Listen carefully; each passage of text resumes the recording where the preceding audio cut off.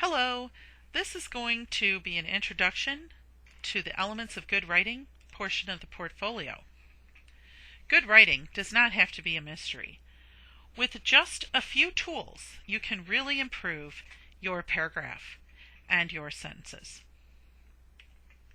The first thing we want to talk about is action and active verbs, and this mainly involves removing be verbs. Be verbs are am, is, are, was, were, be, being, and been. You can remove these by rearranging your sentence. Another thing we want to talk about is appropriate vocabulary, which in this case means college-level vocabulary.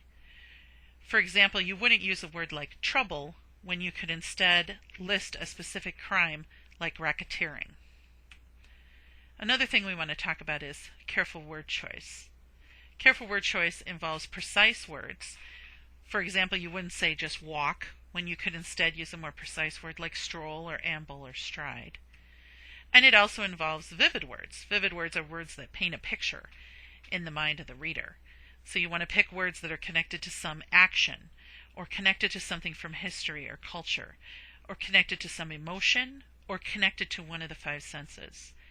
If you can pick words with those sorts of connections, you will end up with a much more vivid picture. Another topic which we want to discuss is complexity. Complexity happens when you add sub-ideas to your main idea. So rather than just state the main idea, you add other aspects of the situation to the sentence. For example, you could add cause, or you could add effect, or you could add a time reference to say when something happened in relation to something else. Or you could add reason or logic followed by whoever was taking action in the sentence. A transition list might help you to come up with some more ideas that you could add to the sentence. Another topic is structural clarity. There are many tools for building structural clarity. The main idea is that you want to be very, very clear with your point and very, very clear with the direction of your essay so that the reader can't possibly get confused about what you're talking about. Some good tools are parallelism, for example, making each of your subpoints of your essay roughly equal importance and type. Similar to the Sesame Street game, three of these things belong together, and one of these things just doesn't belong.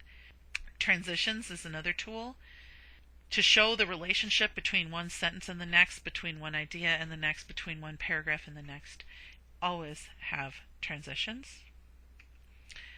And between one paragraph and the next, you should have building action, which means that as the piece of writing is going on, things are either becoming broader or more dynamic or more and more unlikely or have a stronger and stronger effect in some way.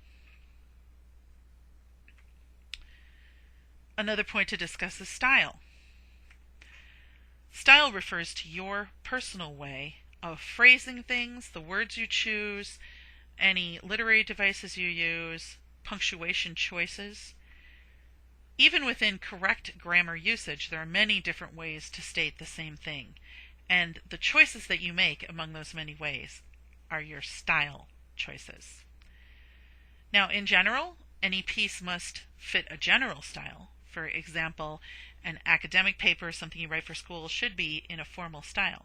But even within that general formal style, there are a lot of choices you can make. And you want to be consistent and decisive with what you choose, and to, within any one piece of writing, continue to make the same choices in terms of style. And another point to discuss is variety, by which I mean sentence variety.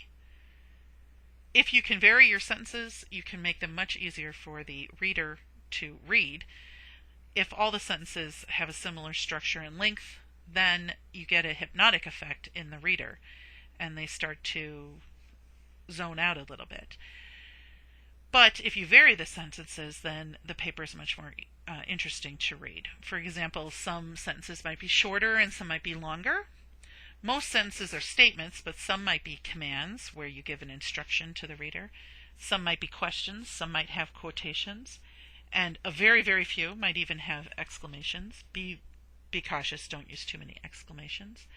And you also want to go through and eliminate as many unnecessary words as you possibly can. And that will give your sentences more variety because they will be more right to the point, and each sentence will have a distinct point. So that's our good writing checklist.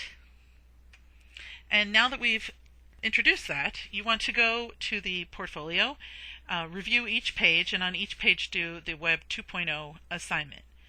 Be sure to write with any questions or to bring questions to class or to post them in the discussion boards.